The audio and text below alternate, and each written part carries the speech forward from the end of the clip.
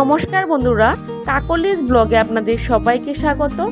আজকে আমি আপনাদের সাথে শেয়ার করছি বোয়াল মাছের ঝোলের রেসিপি। অনেকে বোয়াল মাছ খেতে ভীষণই পছন্দ করেন, আবার অনেকেই বোয়াল মাছ খান না। তবে যারা ভীষণ পছন্দ করেন তারা অবশ্যই এই রেসিপিটা একবার বানিয়ে দেখতে পারেন। আশা করি আপনাদের সকলেরই পছন্দ হবে। দেখে নেওয়া যাক কীভাবে সহজে বানিয়ে নেওয়া যায় বোয়াল মাছের ঝোল। বোয়াল মাছের ঝোল বানানোর জন্য এখানে আমি বোয়াল মাছ নিয়ে নিয়েছি। মাছগুলো আমি ভালোভাবে ধুয়ে জল জড়িয়ে নিয়েছি। এখন আমি মাছগুলোতে নুন হলুদ মাখিয়ে নেব।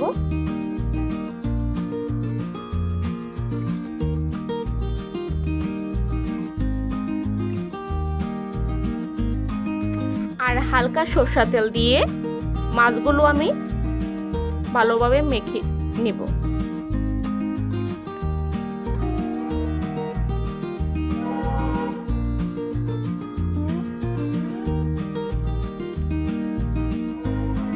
মাছগুলোতে ভালোভাবে নুন হলুদ আর কাঁচা সরষের তেল মাখানো হয়ে গেছে। এখন আমি মাছগুলো 10 মিনিট রেস্টের জন্য রেখে দেব।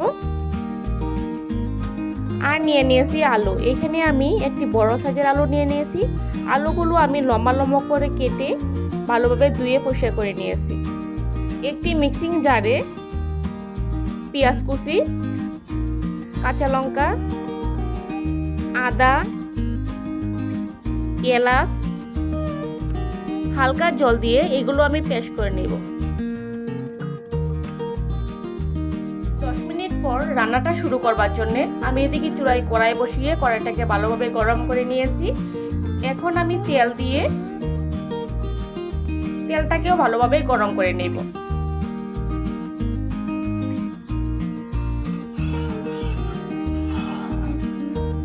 দেখুন তেল ভালোভাবে গরম হয়ে গেছে। এখন আমি হালকা নুন দিয়ে আবারও ভালোভাবে তেলটাকে ভালোভাবে কড়াইয়ের গায়ে মিশিয়ে নেব। মাছ ভাজবার সময় দেখবেন মাছ কড়াইয়ের গায়ে লেগে যায়। যদি একটু নুন দিয়ে মাছ ভাজা যায় তাহলে মাছ কড়াইয়ের গায়ে লেগে যাওয়ার সম্ভাবনা থাকে না। এখন আমি মাছগুলো দিয়ে দিব।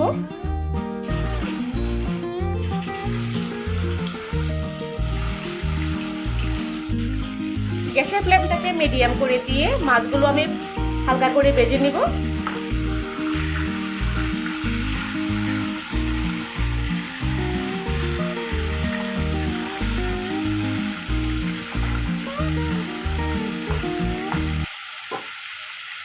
আর মাছগুলো আমি দুটো সাইডেই ভালোভাবে ভেজে নেব।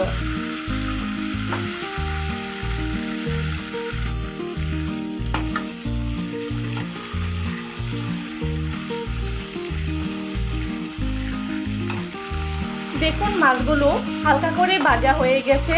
এখন আমি মাছগুলো তুলে নিব।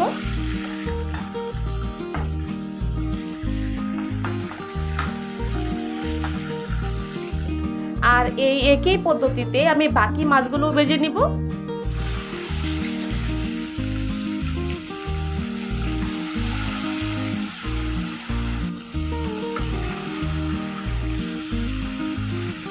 মাছগুলো ভাজা হয়ে গেছে। এখন আমি মাছগুলো তুলে নেব।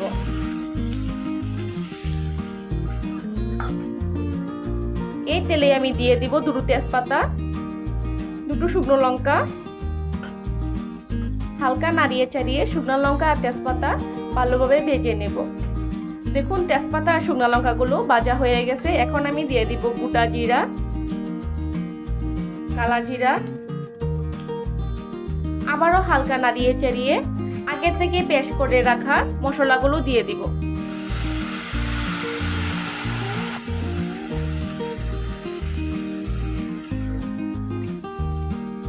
দিয়ে দিব কিছু গুঁড়া মশলা, যেমন জিরের গুঁড়ি,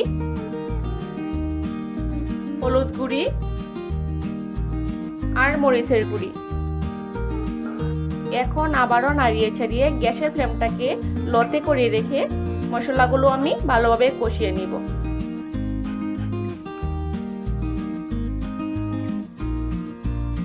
মশলা ভালোভাবে কষানো হয়ে গেছে আর মশলা কাঁচা গন্ধটা চলে গেছে। এখন আমি আলুগুলো দিয়ে দিব।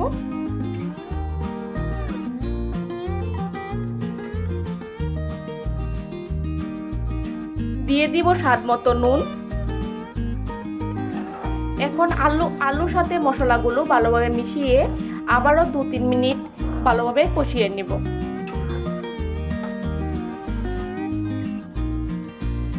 দেখুন মশলার সাথে আলুগুলো ভালোভাবে কষানো হয়ে গেছে। এখন আমি পরিমাণ মতো জল দিয়ে দিব।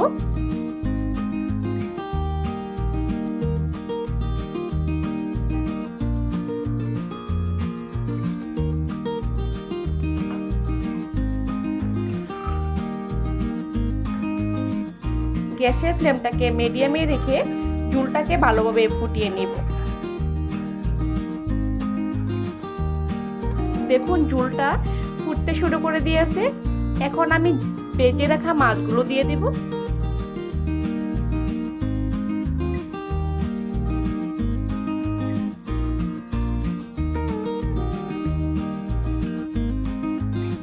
এখন আবারও মাছ সহ ঝোলটাকে আমি ভালোভাবে 5 মিনিটের মতো ফুটিয়ে নেব।